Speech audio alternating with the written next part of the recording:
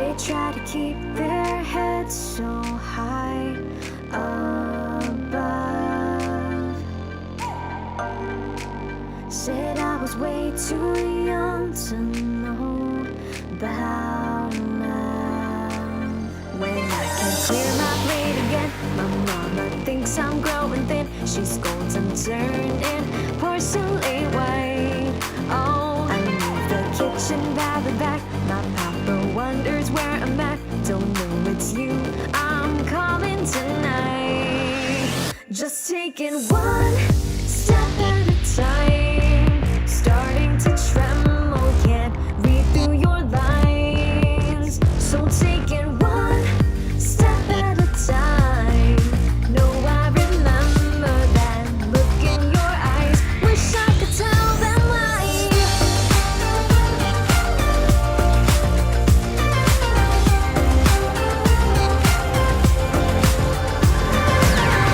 You're the first who's understood me at my worst. The only one who's more than a friend.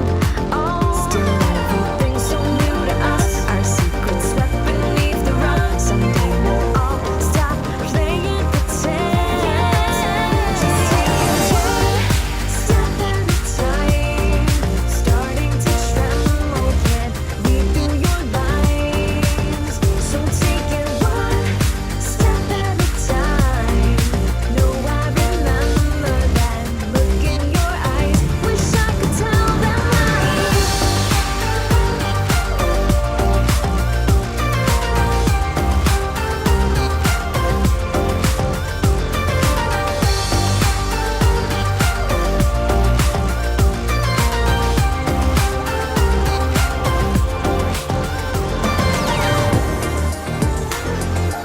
How do you know it's real? Without knowing the way I feel. How do you know it's real? Without knowing the way I feel. Just taking one step at a time. Starting to tremble, can't read through your lines. So taking one step at a time. Just take a remember that look in your eyes. Wish I could tell you why. Just take one step. Just take one step. Can't read through your lines.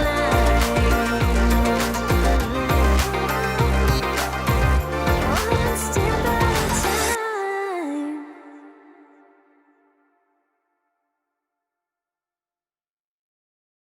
Just taking one step at a time. Starting to tremble, can't read through your lines. So taking one step at a time.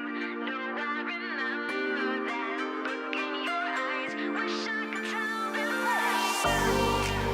They try to keep their heads so high above.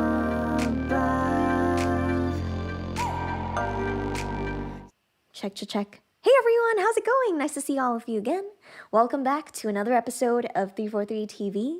This is Tips and Tricks, specifically with dolltr or Claire, as I usually go when I teach. And I hope everyone's doing well. Nice to see all the folks in the chat kind of introducing themselves already. If you are tuning in from actually wherever you're tuning in from, let us know in the chat where you are watching from. We've got John from Rockaway Park. Hello, John. Welcome back. Welcome back to Paul also. Hi, Paul. And hello to Irina from Cape Town, Africa. I hope I'm pronouncing your name not too far off. Thank you for tuning in. And Andrew, hello as well. Greetings, everyone. Thanks so much for being here. Again, we're back for another episode of this mini rack series within tips and tricks that I'm doing. So in a couple of the other episodes from season 2 already, I think we started off like earlier on in September with season 2 of 343 TV, which is daily programming over here at our YouTube channel. In the first couple of episodes of my series, I talked about other racks like drum racks and instrument racks. So today we're going to talk about audio effect racks, which I'm very excited about. So nice to see everyone here again. Just for a little bit of context, especially especially if you might be watching for the first time. We are a school. 343 Labs is a school that's based usually in Manhattan. And now we also have a location in Berlin. And right now we are offering also online classes. So we're a school that's an Ableton Certified Training Center. We also offer other classes like Logic classes, as well as writing classes, synthesis classes, mixing and mastering. And yeah, we're kind of like your one-stop shop for most things that you want to learn related to electronic music. And we also love sharing with 343 TV folks and this online community. Like I said, we stream every day at 1 p.m. Eastern time in the United States. And you'll have different shows every day. So I host the Monday show, which is Tips and Tricks, which have everything, or hopefully everything, most things to do with Ableton Live and getting to know Live better, how the software works, different kinds of tips and tricks for working, and things that are maybe more specific to Live, the software, versus other kinds of software too. So greetings. Thanks so much, everyone, for tuning in. I just saw the numbers bump up a little bit. And also, as a quick reminder, because people sometimes ask us about this, all of the episodes for 343 TV are available for replay on our YouTube channel. So if you want to be notified of when we have new videos out or new streams out, please subscribe. You can also hit that notification bell to be updated for whenever we have new videos. And you can also subscribe to my own YouTube channel too. I also run my own channel under dolltr. That's in lowercase letters, DOLLTR !CK. Hi to Dave. Hi, Dave. How's it going?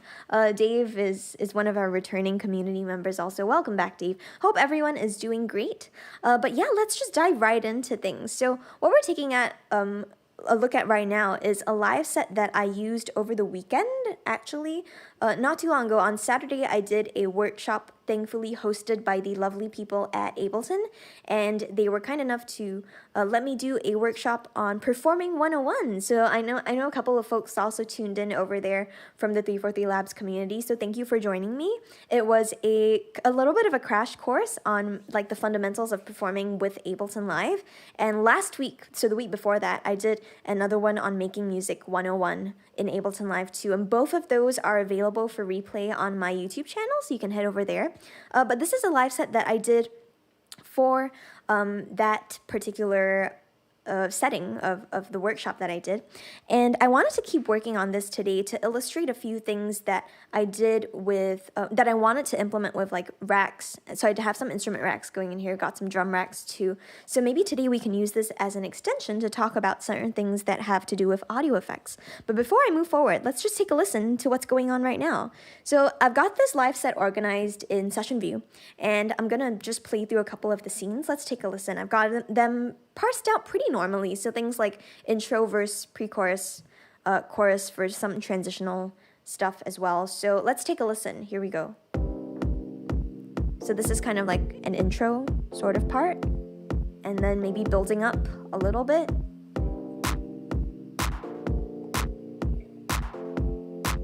Get that distorted clap. Maybe this is more of a build-up, introducing the bass and some high percussion. And then maybe a transitional kind of thing with just the kick and the hat. Chorus or a drop, whatever you might call it.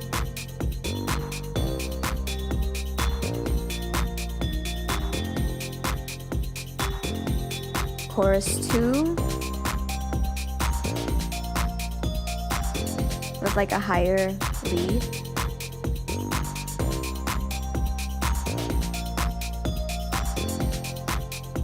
And then maybe some kind of like B section, which is halftime instead and has like an arpeggiator.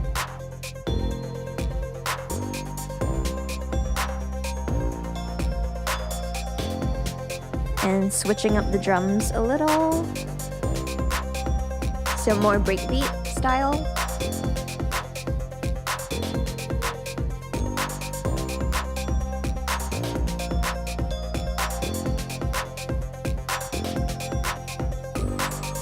So that's kind of what we got so far in this set. Now, there are certain moments, especially going between different sections, where I feel like maybe I want some kinds of effects. And that's maybe where we're going to start today for the effects racks that we're talking about. So I'm going to head over to my master track, and I'm going to show you one of the effects racks that I use very often. This is a pretty much standard sort of effects rack that I use, which I built myself, and which is one of the coolest parts about effects racks. Like, I love building stuff and then saving it and being able to recall some kind of effect rack whenever I want to. I can just pull it up. But let's get started over here. So what I'm going to do first is demonstrate what I have done with the effects, and then we'll build something from scratch, which maybe might be a good place to start. So let's just go ahead and play that droppy section of my tune drop. That word is like so strange to use. Okay, cool. Got all of this. Let's make everything a little quieter also.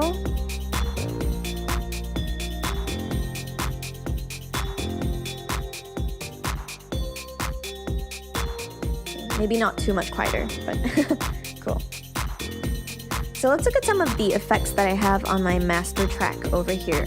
I've got some beat repeat, beat repeat, beat repeat, beat repeat, beat repeat, beat repeat, beat repeat. Some distortion. High pass filter, which lets highs pass through. We got low pass.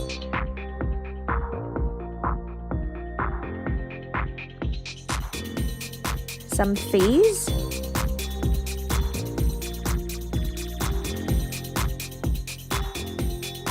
Cool. Some delay. Reverb.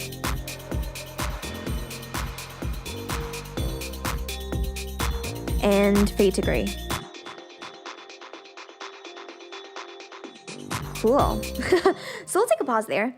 But right before I go ahead explaining a little bit more of this, if I could get some suggestions from audio effects, from the folks in the YouTube chat, I would love to hear about some audio effects that maybe you think we could work on a little in today's stream. So if you're in the YouTube chat, go ahead and leave a couple of suggestions maybe for some kinds of audio effects, and then I'll go ahead and explain a little bit of what's going on. So whenever we take a look at an audio effect rack in Live, there are usually 3 parts that I associate with it, and they correspond to the 3 available buttons that are over here in the audio effect rack interface.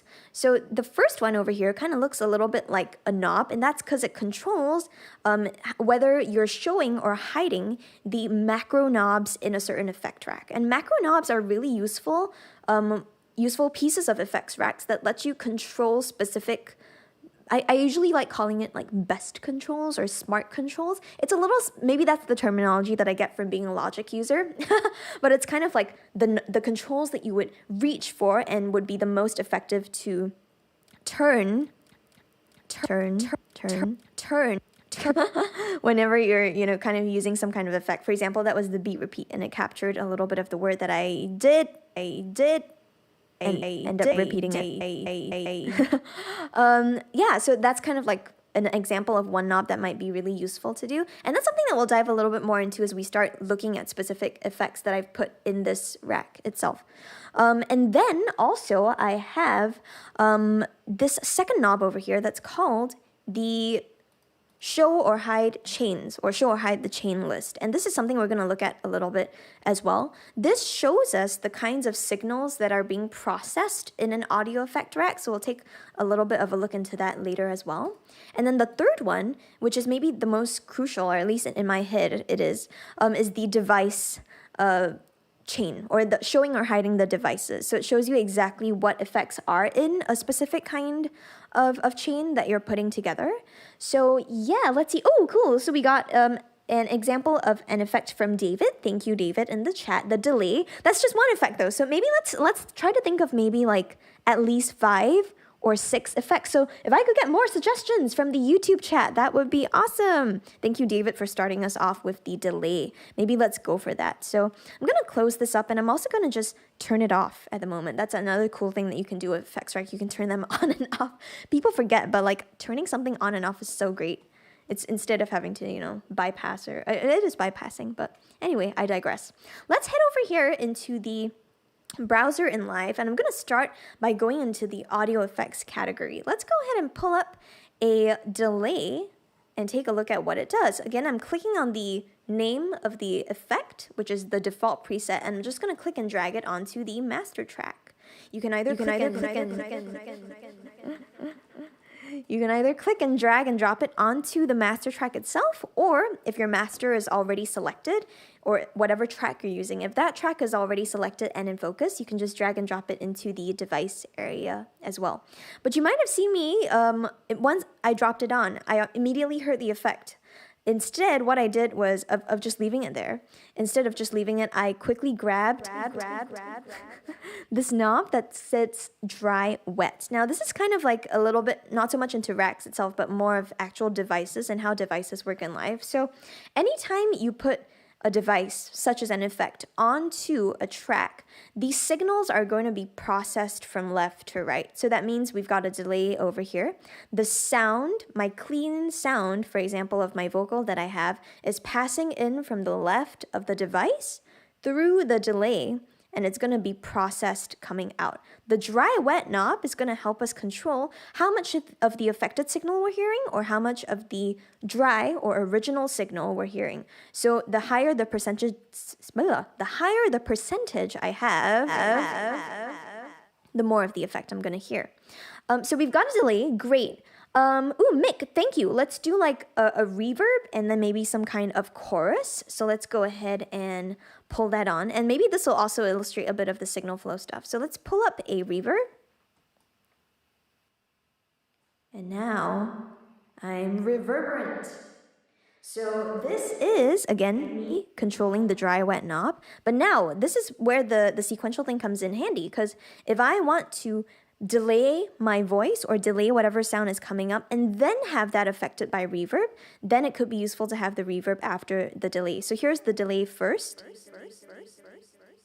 So me speaking, getting delayed, and then everything getting affected by reverb.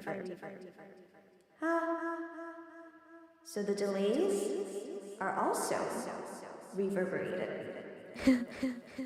And this will be pretty subtle at first when you just start playing around with effects and playing around different orders of effects. But it could be useful also to think of like, okay, what if we want to maybe reorder this? If I put the reverb before the delay, then my reverb's going to come first. And then the delayed repetitions are going to be of the reverb signal. So that's just a little something to consider first. But before we even move forward, I have these two here. I'm going to put the reverb after the delay because I liked how it sounded first.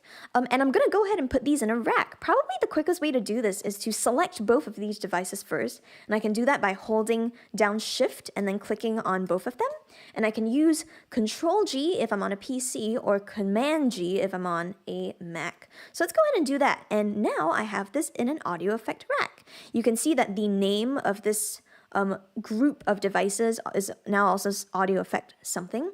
And what I can do is I can pop open the macro section, and by clicking on the device's name and clicking or using the keyboard shortcut Control R or Command R, I can rename the rack too. So I'm going to temporarily rename this, let's call it Claire's Rack. Ooh, whoops, if I can spell my own name, Claire's Rack 2. Maybe I'll call it rack 2 because I have one main rack. But great, I've got my delay.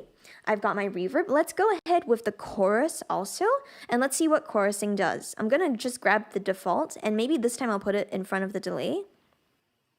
So now my voice maybe sounds as if there's multiple versions of me, and without going too in depth or diving too much, that's usually what chorusing does. It's some kind of effect that plays a little bit with the timing of a certain sound, and it might make it sound as if you are having multiple versions of yourself saying the same thing. Maybe now there's like 3 Claires layered on or 2 Claires, kind of like staggered. But great, so now I've got the chorus. I've got some delays after the chorus, and then reverb.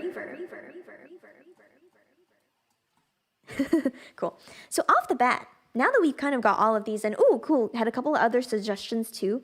Dave, that's a good one, compressor. It's not necessarily something that we can, use maybe as it's not something that I would jump to as an effect that I would use to process and create creative kinds of things. I usually think of compressor as more of a utilitarian kind of situation, but that's a good one maybe for like a different kind of effect rack, maybe less for performance, maybe more for mixing. But let's do auto pan. Thank you, David, for that suggestion as well.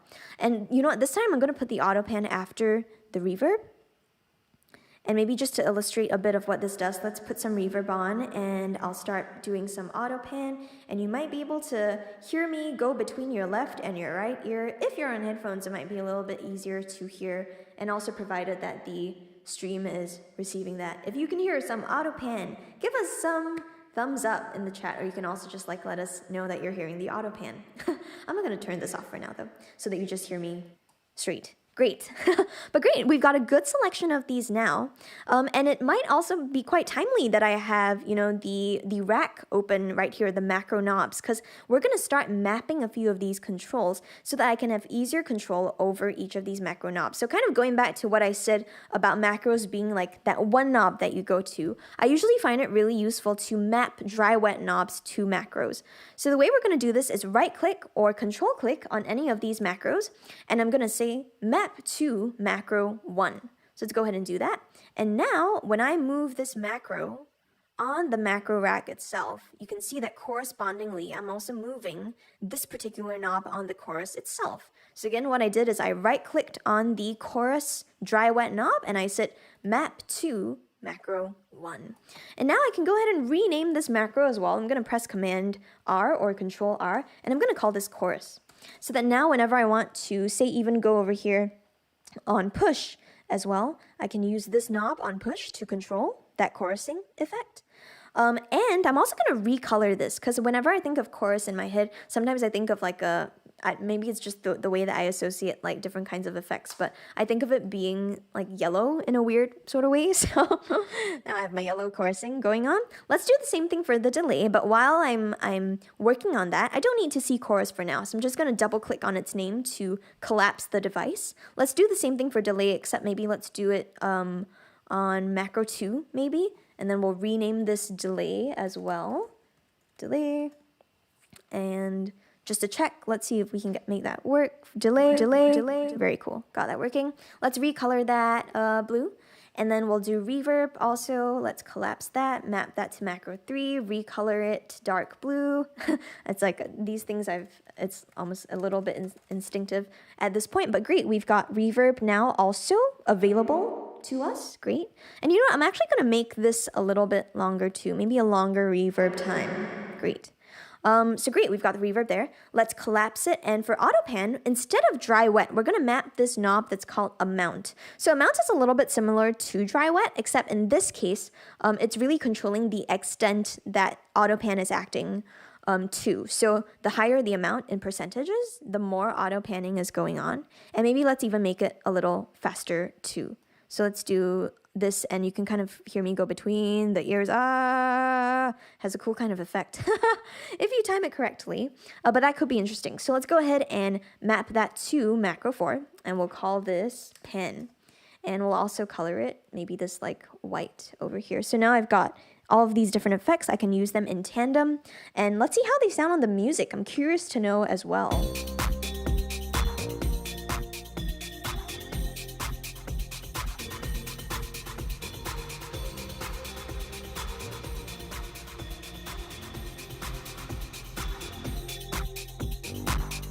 Neat. So yeah, these are all sounding pretty good so far. Yay, great. Hi, Abe. Thanks for tuning in, Abe. Everyone, please watch Abe's show. He's also another wonderful instructor at 343 Labs. He is the legend, Abe Duque. And he runs some really great streams for starting to get your productions sounding good, layering ideas, arranging things. So thanks. So yeah, kind of, I see a couple of questions popping up in the YouTube chat already, so just gonna head over there. Does it matter which way around you place the effects? Absolutely. So maybe Mick, you might have, this was a question from Mick, and maybe you tuned in a little bit late to the stream, but previously I mentioned that the way audio is processed in live is from left to right. So for example, if I have my chorus before my delay, I'm going to first get processed by the chorus and then the delay. So it's going to go linearly from left to right. There's a couple of other cool things that you can do with processing though, which I'll speak about a little bit later, parallel processing and stuff like that. But I just want to maybe take a moment also to, so actually maybe I think I answered your question. I don't know if that thumbs up was like, yeah, but yay, stereo. We get that as well. So this is one part of the effect stuff. Right now we're seeing two parts of the effects rack. We're seeing the macros, which are over here. And we're seeing also the devices.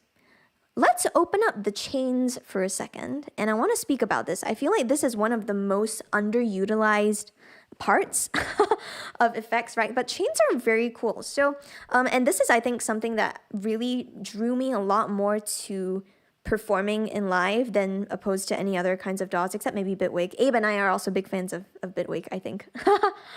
So yeah, when we think about chains, these allow us to do something that's called parallel processing. So what it means is that for one version of the audio that's coming in through this rack, you can have it all be processed, or you can also have some dry stuff. And there's a couple of reasons why you might want to do this, and I'll just illustrate them.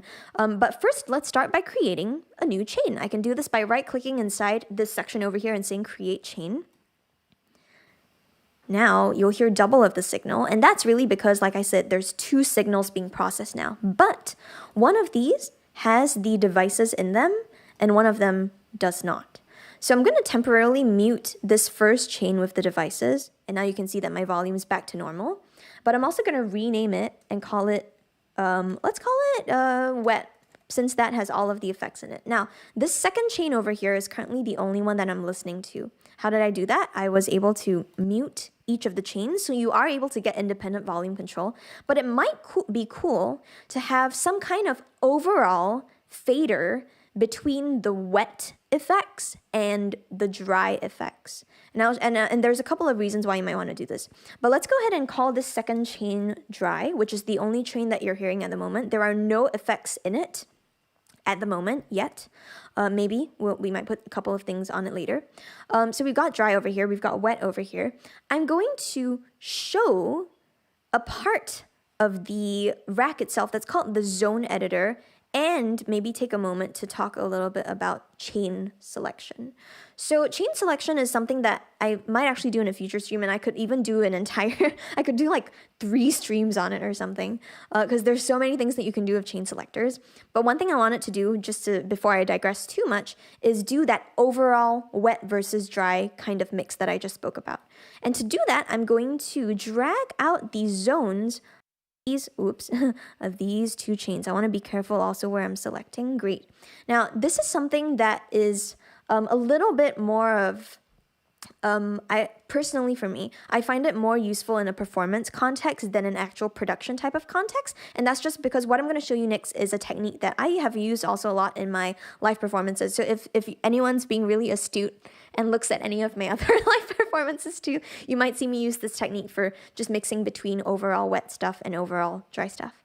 But what I'm going to do is create some kind of fade between dry and wet. And I'm going to do this by being very careful and creating some kinds of fades for the wet and the dry. So what I'm going to do is I'm clicking on the top left of the wet chain at the moment, the wet blue bar, and there's a tiny smaller white bar on top of that, and I'm going to click on that and drag to the right. Now you might be able to see some kind of combinational gradient in the zone itself. It's almost like half white and half blue. And I'm going to do the opposite for my dry chain.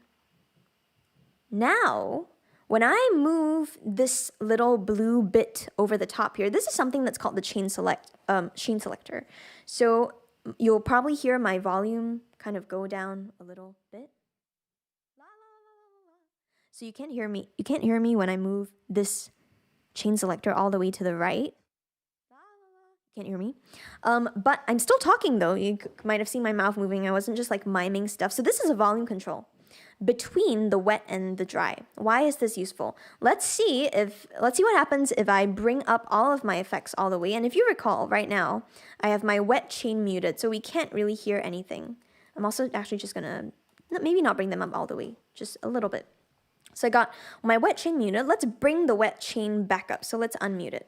You don't hear it. Why? Because I have the chain selectors going in opposite directions, right? But what if I wanted to make some kind of really dramatic type of effects situation? I can use my chain selector. And now more of the wet is coming in. And let's listen to all of the wet.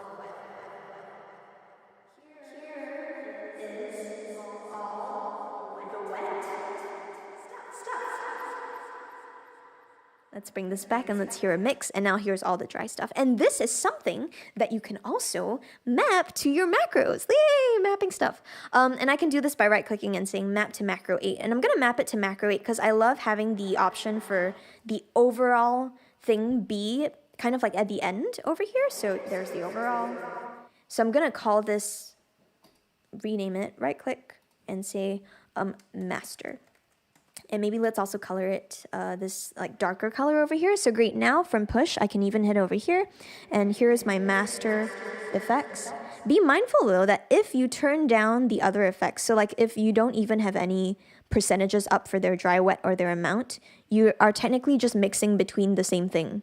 So you make, usually for the master stuff, I try to make sure that I'm, either doing like one or the other. And it usually depends on how I navigate my live set too. But that's something to keep in mind. Ape. Sounds spooky. Ooh, oh no.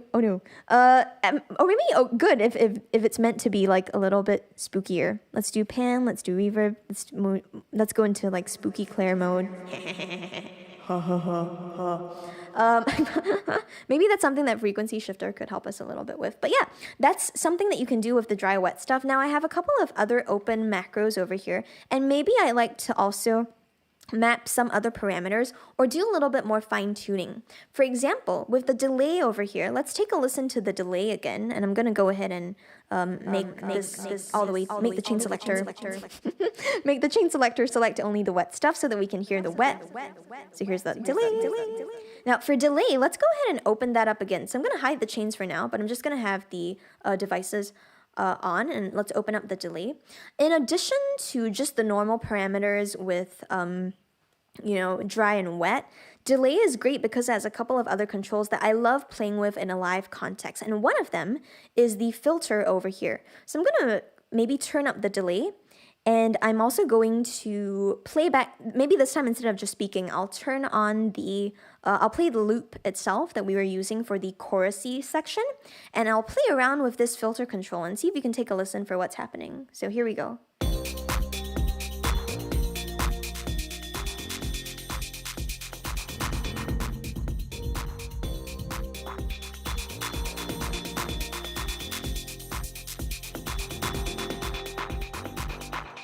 Cool.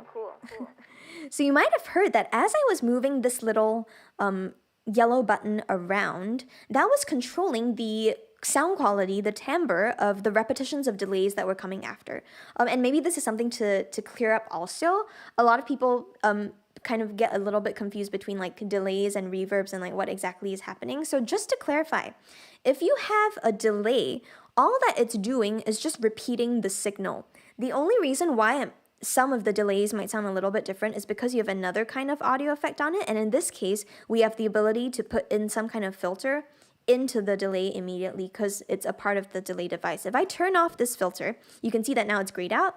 And now my delays are going to be exact repetitions. If I make this, let me make the repetitions a little bit further apart. A little bit. You can also hear some strange things. Further apart. Check. Also hear some strange things. A little bit further apart. Check. Also hear some strange things. A little bit further apart. Check. Also hear some strange things. A little bit further apart. Check. So all of those, what was just happening over there was I was getting these repetitions, but pretty much their timbre was exactly the same. If I turn on the filter though, that's where a little bit more magic happens because we can control the repetitions. So those are filtered. now. And even from like a mixing perspective, that could be really cool to do. So in a lot of mixes, to kind of maybe clean up some of the muddiness, sometimes I filter out like the lower end of a delay just to get a little bit more that sounds so strange. Cleanliness. Clarity. Sorry, I was like, clarity. Clarity. Anyway, today's a great day for puns. But let's get back here. Maybe I want to be able to map this to a macro as well so that I can control it. Maybe I don't just want to map this, but I also want to be able to map both of the things. So I want to map the filter frequency, and I also want to map the bandwidth of the filter. So can I do that to the same macro? You bet I can. So let's go ahead and do that. I'm going to right click on the filter frequency, and I'm going to say map to, let's do macro 6. And this is maybe where the planning comes in handy, because macro 6 in my current macro setup over here is directly underneath delay. So visually, I think that makes a little bit more sense to me. So I'm going to go ahead and map the filter to macro 6, and also the width to the same thing. So now macro 6 is controlling two things. It's controlling my filter frequency as well as the width. So let's take a listen to what this sounds like in context.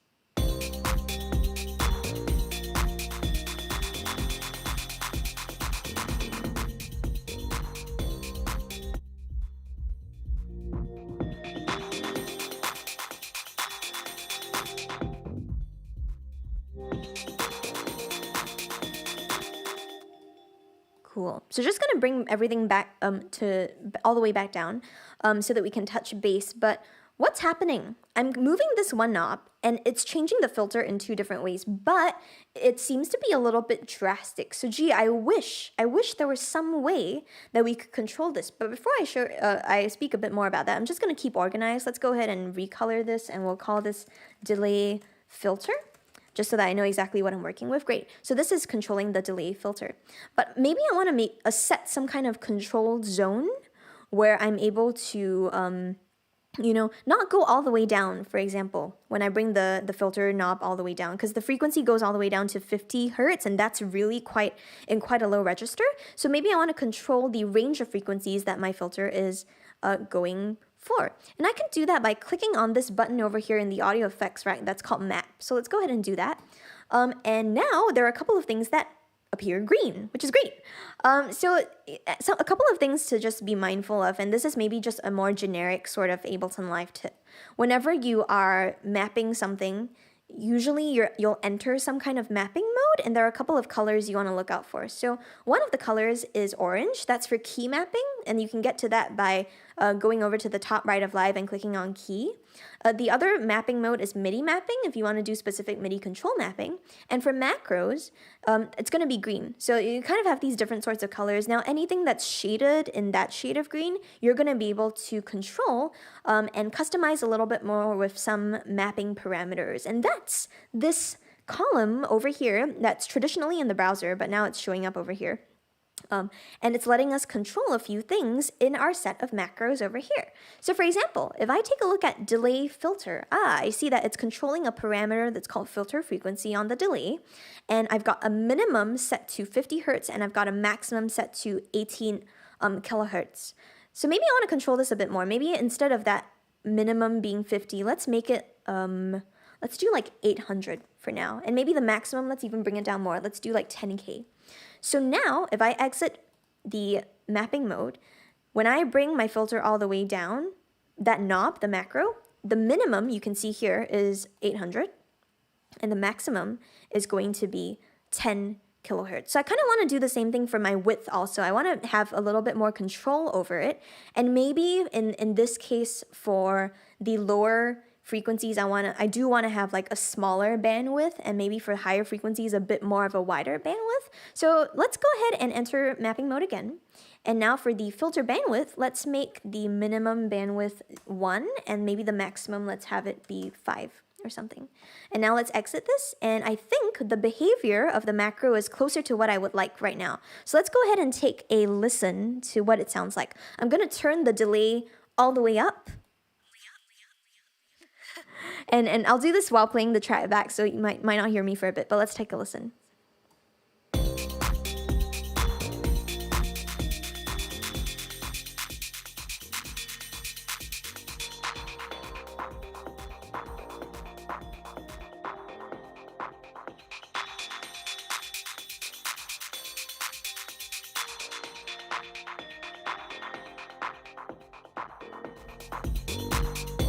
Cool. So we're in pretty good shape. I'm actually pretty happy with that so far. And yeah, that's a really great feature of the mappings part of Audio Effect Rack. So you can definitely have a lot of control within the rack. But I'm going to be mindful of the time. Let's take a moment to pause and say hi to some folks in the chat.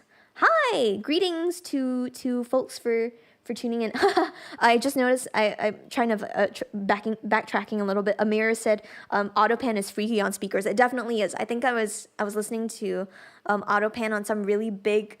I think Genelex in a studio once, and I just got really freaked out because I was like, why is all the sound being weird? Like, it's so super directional kinds of things. Yeah, Abe, no, totally. Thanks for tuning in. Really appreciate it. Yeah, nice to see a little bit of chat going on as well. Hello to Melcy. Greetings. You can follow us if you enjoy these streams. Please subscribe to the 343 Labs YouTube channel. You can also follow me on my own YouTube channel, which is dolltr in lowercase letters DOLLTR!CK. I have a daily ongoing series, so you pretty much get videos from me every day. It's called A Trick a Day, and we take a look at one trick every day related to something related to music tech. So for example, some tricks that I have been related to Live, other tricks have been related to Logic. In the future, a trick a day things that I do for my series, I'm going to talk about little push tricks because I love using push. It's one of my favorite things out there, and I love teaching with it. I love performing with it. I love designing live shows of it. So Push Play is going to be the mini series within my series, A Trick a Day. So for that, you can subscribe to my YouTube channel as well. And oh my gosh, yeah, thanks, Abe. That's so kind of you. No, I think like maybe I'm only, if the encyclopedia is an analogy, maybe I'm just like the first 2 pages, but the entire 343 Labs team is probably the encyclopedia. So it's a team effort. We're all getting there together. But yeah, also thank you to Arturia for sponsoring this week's stream. And as Thomas mentioned in the chat, thank you, Thomas, for always running the 343 behind the scenes stuff. Thomas is our champion, as always. Thomas just put a link to the giveaway for the Arturia Pigments license. So just to put everyone on the same page, if you're just tuning in or this is your first time tuning in, every week we have a weekly giveaway at 343 TV where I believe at the end of the week, the person who wins gets notified. But we give away cool stuff. So a couple of weeks ago, we gave away a voucher to lessons at 343 Labs with us. I think last week we gave away an Ableton voucher for the Ableton web shop. And this week we have an Arturia Pigments license. So if you would like to enter the giveaway, please head over to that link that Thomas just dropped into the chat. And thank you so much for the kind words, Andrew. We're glad that people enjoy the things that we're facilitating and offering. And it's been really fun for me too. I think like I was streaming even before the pandemic, except it was, less regular and with different communities. Like I was mainly just streaming on my own YouTube channel and on Twitch as well. Those are probably the 2 other locations that I stream at a lot. But yeah, it's been cool to, engage with the 343 Labs community in this way, especially through 343 TV. It's in our daily programming stuff. And hi to everyone who just joined in. I saw the numbers change a little bit. So yes, welcome to everyone. Hi, Nefertiti. Nice to see you again. Thanks for tuning in as well. Now, let's head back to our effect stuff. Let's jog our memories a little bit. So we did some chorusing, we did some delays, we did some reverbs, we did some pans, we did some delay filtering itself. Now, maybe here's something interesting to think about. So like I mentioned just now with my parallel processing kinds of situations, right? There are some times where I'm not always looking for a completely transformed vocal type of thing. What I mean by that, or not vocal type of thing, affected signal. So what I mean is that I would still like a little bit of the dry signal there, or the original signal there. That's where the dry wet master knob can come in super handy. Something else that can come in super handy is just an independent chain that I like using for having just like a one effect or some kind of general big effect. What exactly do I mean by this? Well, an example of this is a really big sort of reverb. So let's go ahead and create a new chain as we did previously, create chain. So right click, now I'm going to mute that chain temporarily. And what I like to do is on this chain, right now it has nothing on it, but I like to put on a really big type of reverb. So maybe a good reverb could be, let's see. Actually, before I get that, maybe we can even get a suggestion from the chat. Does anyone have a suggestion for the number of seconds that our reverb should be? I'm just going to go ahead and pull up the default reverb preset. But if you like to suggest the number of seconds that our reverb should be, that would be very cool. And so I'm going to put the reverb over here, but I am also going to put on some kind of, let's do like an auto filter. That's an auto high pass filter. So let's go ahead and, where is my auto filter? There it is. I'm going to put this behind the reverb, make it a high pass filter by selecting the type of filter over here in the auto filter. So I'm going to do that. And let's bring it all the way down for now. I'm also maybe going to increase the resonance to about 20-something% because that's a sweet spot that I found for what I'm about to show you. Now on this reverb itself, I actually want to have this, since we're doing like parallel processing, I want to have this all the way up. So it's all the way wet. Okay, Mick gave us a suggestion for 11 seconds on the reverb. So let's go ahead and make that happen for the decay time. Great. We have 11 seconds now. Now, what I'd like to do is have this reverb almost be a little bit like a return track sort of scenario. So I'm going to bring, on the chain itself, you can see what I'm doing right now. I'm going to rename the chain first to start off with. Let's call it reverb. And I'm going to bring the volume all the way down, but unmute it. So now check this out. I'm speaking to you, but as I slowly increase the volume of this reverb, you can hear it happening in the background. There it is, slowly coming in. And it could be nice for some kind of buildup. Maybe that could be something to look into. So what I'm going to do is, and I'm going to map this again to one of the other macros, and maybe we'll map it to macro 7, and I'm going to call this big verb. So big verb. Let's go ahead and recolor it also. I'll color it this other blue sort of color.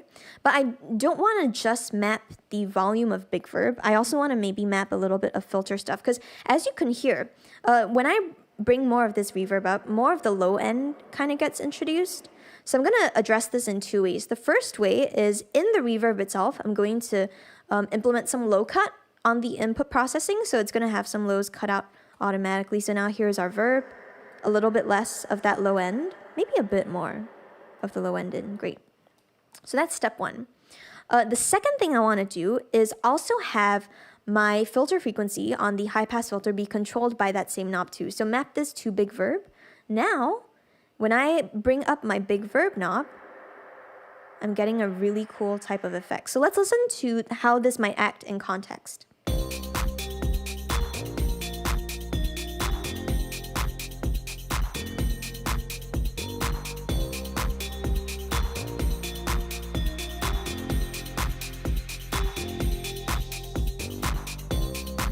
So it could actually be really cool for some transitional types of elements. And maybe just to show that, I'll try to do the pre-chorus into the chorus section, and I'll also just go ahead and make all of my tracks a little bit louder so that we can have a clearer effect. Because I also won't be speaking over this, so I don't have to compete with it too much. But great, let's hit back over here and let's see what happens if we do pre-chorus section into the transition and then into the chorus. So here we go.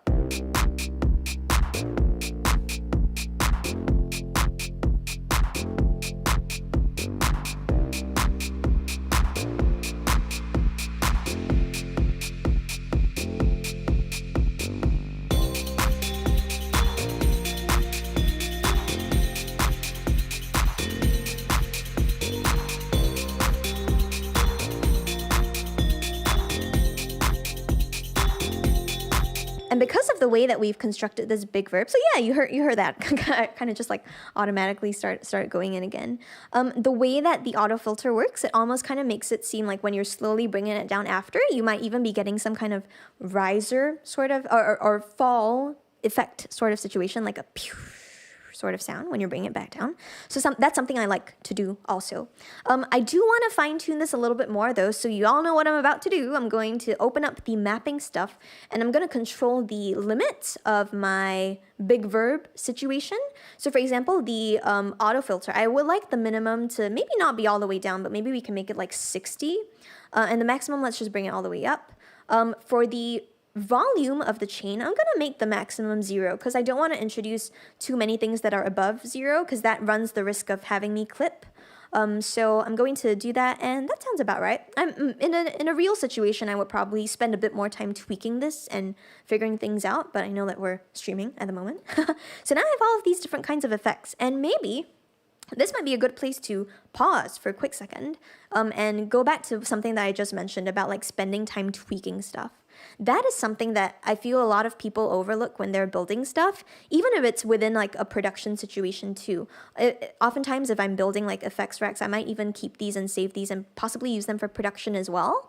But it takes time. I think sometimes we're always in a rush to like, oh wait, this is so cool, let's keep doing all of these things. But we're always in such a rush. It takes time to listen to something, to think about whether it sounds good or not. To be frank, the reason why it just took me like that amount of time to do all of these things in a relatively quick time while also explaining to you and chatting with people at the same time is probably because I've done this a lot. So it's that practice and, you know, really having that ingrained into your workflow and the way that you deal with certain kinds of situations in life. So yes, practice doesn't always make perfect, but it definitely makes you proficient. So maybe that's the quote of the day. That's Daltric's little tip of the day. Practice makes proficient. But yeah, let's head back over here. I still have one open macro, and maybe just for kicks, it might be cool to, you know, map this to something on maybe the wet part. So we did some additional things for, maybe we'll do the auto pan, but we'll do the rate of the auto pan. Yeah, let's map that to this over here, and I'm going to rename it pan rate. And let's also color it like a lighter shade so I know exactly what is going on too. But yeah, this is great. It can kind of, this control can kind of just like sit over there and hang out as it would like to. But let's go ahead and yeah, let's see if we can maybe perform a little bit with this. So let's hark back to the start. Over here, gonna clear things out, and let's see what happens.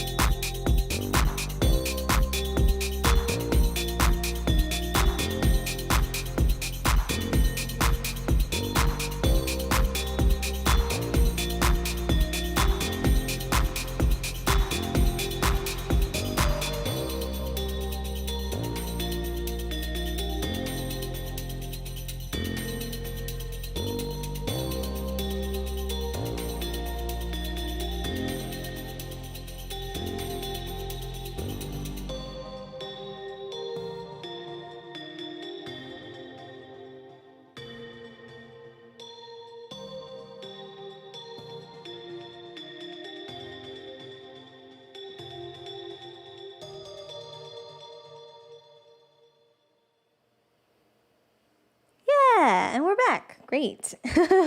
Cool. So that was just a little bit of what this could potentially do, everyone. And maybe I'll take this moment to head over to the chat and see if we got any questions. If you do have questions, everyone, we love spending the last couple of minutes answering some questions. So let us know if you have questions. Hello to Fender Bender. I think you might have joined in halfway. Hi, Jonathan, as well. Appreciate it. Yvonne was like, keep the entire tutorial going with reverb. So let's actually do big verb. So here is big verb, and it's gonna be what we're gonna do for the rest of the stream. No, let's not do that. It's driving me a little bit nuts as well. Yeah, thanks. Thanks. Glad everyone's enjoying this. I really enjoy it too, as you can probably guess. I feel like you can kind of feel that as well. But yeah, thanks, Nefertiti. That's a saying that I give to a lot of my students, especially those who are more in electronic performance stuff. Because some folks know this too, and maybe some of my students are also watching. But I'm a professor at a couple of colleges, so we think about, there's always that academic kind of thing at the back of your head that's like practice. But don't practice until like you go crazy or strive for perfection necessarily, but always strive to get better. I think that's also helped me a lot personally, and it's taken a lot of the stress out too, right? Because you're not expected to be perfect, but you're expected to just get better and be the best version of yourself. So that's that's a little motivational talk for the rest of today before I go into the other teaching stuff I have to do. But thanks so much. I liked the chorus 1 loop too. I actually liked chorus loop 1 in addition to bringing in this additional synth. So like there's this part and then there's another synth.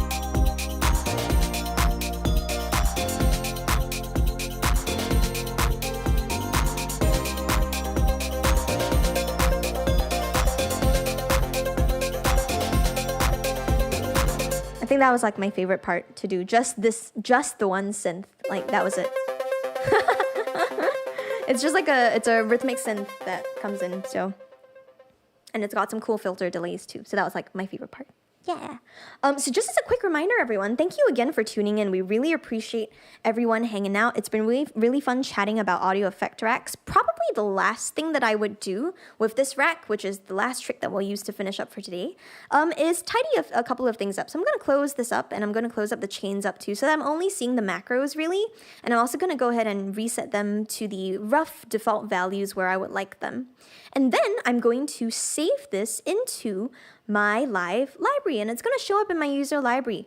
And it's called Claire's Rack 2 at the moment. And if you have any rack, you can feel free to save it however you would like to. I'm just going to call it Claire's Rack 2 because, funnily enough, I think that's how I'm going to remember it from now on. Claire's Rack 2. That was like the cool rack that we made for 343 TV.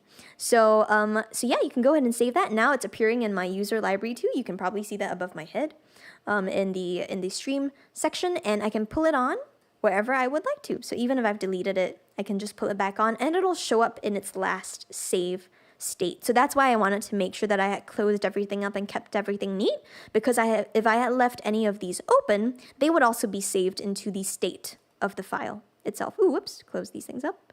Yeah, there we go. And now I have just a very neat way of saying, okay, these are my main 8 controls.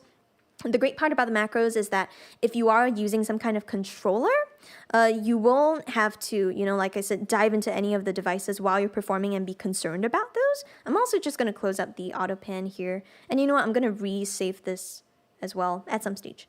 But yeah, that's a really great way of being able to work with audio effects, audio effect racks. Yeah.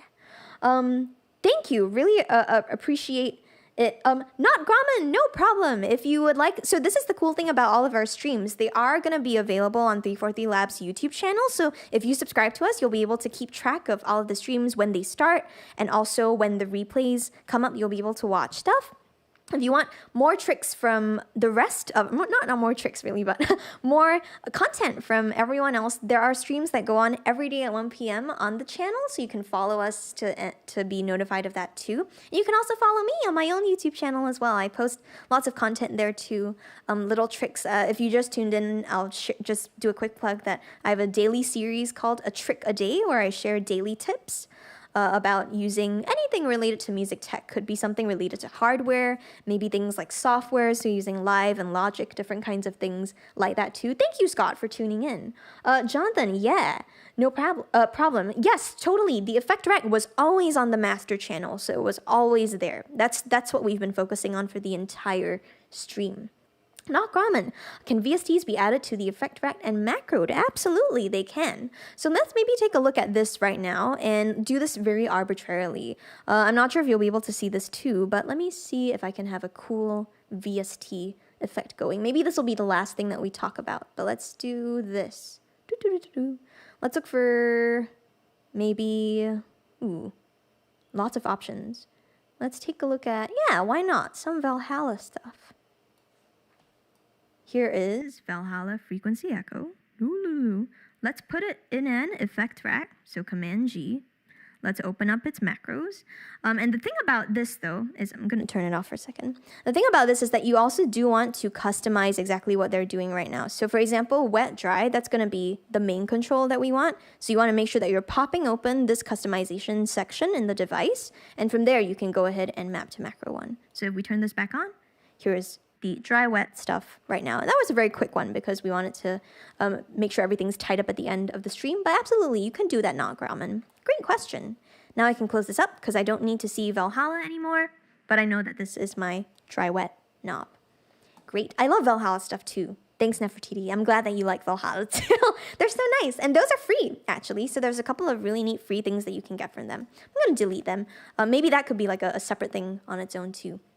But yeah, as a quick last reminder, everyone, please enter the giveaway. The link was posted by Thomas earlier on in the chat, a little further up. So please make sure that you enter if you would like to get a Pigments license from Arturia. Arturia make really great stuff too. So we thank them for sponsoring today's episode, or this week really, of 343 TV. So thank you. This week of 343 TV has been brought to you by Arturia. If any of the other presenters want to record that so that you can fire it off in your stream too, you're more than welcome to. Yeah, so this is a little bit of effects rack stuff just to get you going. There's tons of other things that you can do with effects racks too, but this is probably like the favorite parts that I like using it for some processing things. And definitely this was more of a performative sort of nuance to it, but you could absolutely use this for production too. Like maybe you're building some kind of build or transitional section in one of your productions. You could totally use these effects as well. Big Verb. Big Verb. I like how Big Verb sounds a little bit like Big Bird too. I miss Sesame Street. So here we go. That's it. Thanks so much, everyone, for tuning in. It's been really fun seeing all of you again. Please tune in next week for another episode of my stream. And you can also tune in tomorrow for some TAETRO Talks. Until next time, this has been Claire or dolltr, and I will see all of you soon. Bye.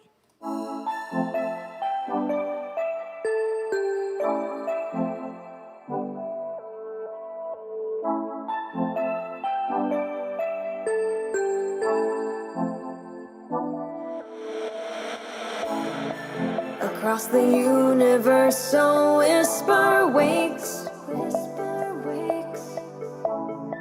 Have you been listening for a wind of change? My ears are open, eyes aren't closed. I'm waiting for a miracle again. Have you been calling out my name? Oh, we're in a world taken by madness, sadness in a sea of stolen words, broken and shattered. What mattered means no more. In a time shaken by thunder, wonder is the seed of life forgone, crippling under. What happened to us all?